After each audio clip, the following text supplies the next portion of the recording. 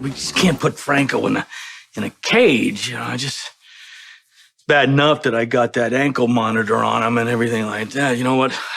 So desperate. I even tried to get Bobby to quarantine him and keep him at the hospital so that he wouldn't bolt. Oh, I bet she didn't like that. No, she did not.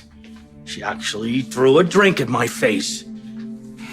But, you know, I don't blame her, you know, and try to compromise her. It was unethical. It was just, she can't do something like that. It's just that, you know, I don't know what else to do. But I just don't think that we can just trap him like some rat. Okay, so what if there's a legal way to do it? A right way. One that when Franco comes back, he will completely understand. Well, what's that? What are you getting at? I'm Franco's wife. In the event of mental incapacitation, I am, by law, permitted to make choices for Franco.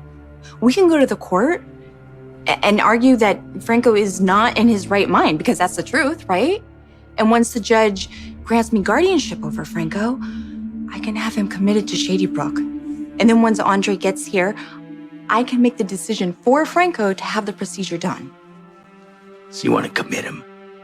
If you want your son back, this is the only way. So what else can you tell me about Oscar's memorial?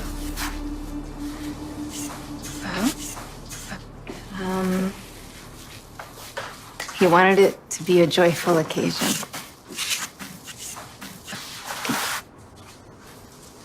And despite everything, somehow it was. He planned the whole thing, and everyone showed up for him. So even when he was dying, he was still making plans. Mm-hmm. Sounds like his mother. What?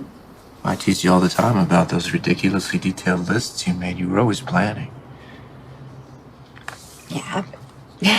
Eventually, I did learn to appreciate spontaneity. You did? And as soon as you got used to a good surprise, we actually got one when I was deployed. You know, Franco was there at the memorial. He was there with Elizabeth and Cameron. Well, I wish I'd been there.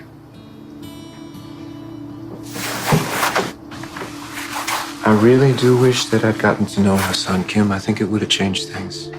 I'm in a relationship. I know. I saw you with him. Is it serious? Committing him to Shady Brook, you know, that would be a good idea. That way you could make medical decisions for him. Well, no, wait a minute. I didn't say that. I mean, we still got a lot of trouble here. We got to find Henry Maddox. He's got to reverse whatever the hell Cabot did. And, you know, to slice it, we're still, you know, going to lock him up. Yeah, but for his own good. You wanted to quarantine him.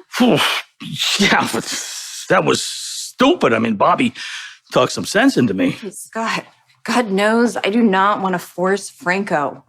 But after spending some time with him last night, it is clear that he's incapable of making decisions on his own behalf. Well, that's because he's thinking like Andrew, not like himself. Exactly. And we both know that ankle monitor is going to come off soon, and once it does, we could lose him forever. I know, but, you know, what if we do that? What if he might hate us anyways? Oh, who cares? It's only temporary. Yeah, well, that's to say that we can, you know, reverse the process. And what the hell if that doesn't work? When Franco gave himself up to save Cameron, he told Cam to tell me that he would be back. He can't keep that promise on his own. He needs us. Please, Scott, you need to help your son.